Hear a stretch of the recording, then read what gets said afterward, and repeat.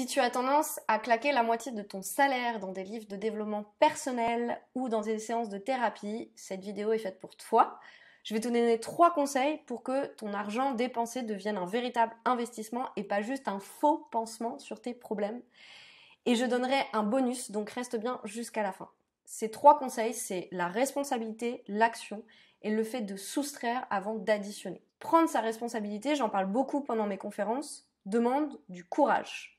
Je raconte souvent l'histoire de mes 10 premières années à errer de psychiatre en psychiatre, tout simplement parce que c'était remboursé par la Sécu, donc je n'avais rien à débourser. Et ça me permettait de sortir un peu ma carte joker victime qui a besoin d'aide, mais que personne ne peut aider. Donc rester un peu dans cette complainte qui est propre souvent à notre blessure d'abandon malheureusement. Tout simplement parce que j'étais pas prête à prendre ma responsabilité. Pendant longtemps, j'ai pas voulu accepter le fait d'aller vraiment mal et je reportais souvent la faute sur les autres. Surtout quand on a une forte dépendance affective, c'est facile de faire porter le chapeau aux autres et de dire qu'en gros, nous on est toujours là pour les autres, mais eux ils sont jamais là pour nous. Je sais pas si tu te reconnais, mais si tu te reconnais, dis-le moi en commentaire. Et du coup, ça c'est tout le contraire de prendre sa responsabilité, de prendre la responsabilité de sa souffrance en fait. À un moment donné, quand on décide d'aller voir un thérapeute, il faut comprendre que c'est pas je fais tapis avec toute ma vie et je mets tout entre les mains d'un thérapeute. Le thérapeute, il est là pour aider, pour guider, pour mettre en lumière des choses que toi t'aurais pas vues.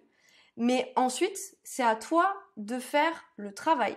Ça paraît hyper bête parce que c'est tellement logique, mais en fait, dans la réalité, c'est très très peu appliqué. Pour moi, un bon thérapeute, c'est aussi quelqu'un qui va te donner des challenges, des choses qui vont te permettre de passer à l'action. Parce que le but n'est pas de rester théorique. La mise en conscience, c'est super, mais elle demande de l'action et c'est justement mon deuxième point, mon deuxième conseil. Quand je me suis retrouvée en Grèce pendant le 2e confinement, j'ai appris le grec. Parce que j'aime bien les langues et qu'en fait, je pouvais le pratiquer tous les jours. Ça doit faire 2 ans à peu près que je suis rentrée et je me souviens même plus comment on dit merci. Vrai, vraiment vrai.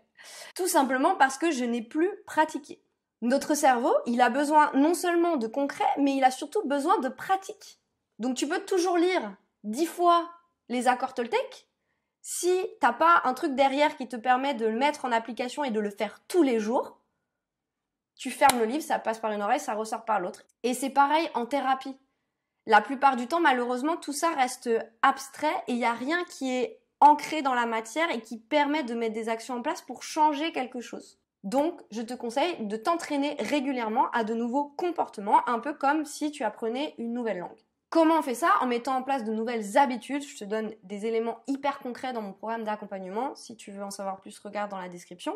Et suis mon dernier conseil et le bonus. Ce dernier conseil, c'est de soustraire plutôt qu'additionner. Plutôt que d'ajouter des nouveaux comportements à ta vie, je te conseille de commencer par faire le vide. Ce conseil, il n'est pas de moi, je l'ai glané au fil de mes recherches et j'ai constaté que la plupart des personnes qui étaient plus heureuses que la moyenne avaient commencé par retirer une mauvaise habitude de leur vie avant d'ajouter une bonne habitude à leur vie. Et j'ai essayé, ça marche. Donc des mauvaises habitudes, t'as peut-être pas besoin de moi pour t'en citer, mais je vais quand même t'en citer quelques-unes. Ça peut être comme par exemple, moi j'ai arrêté la télé.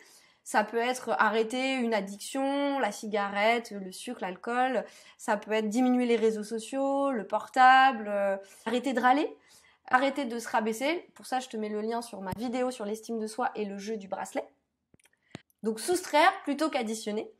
Et du coup, j'en arrive au bonus si c'est vraiment trop difficile pour toi de supprimer quelque chose de ta vie, que tu ressens le besoin d'ajouter quelque chose. Arrête d'essayer de faire des changements radicaux, type Miracle Morning.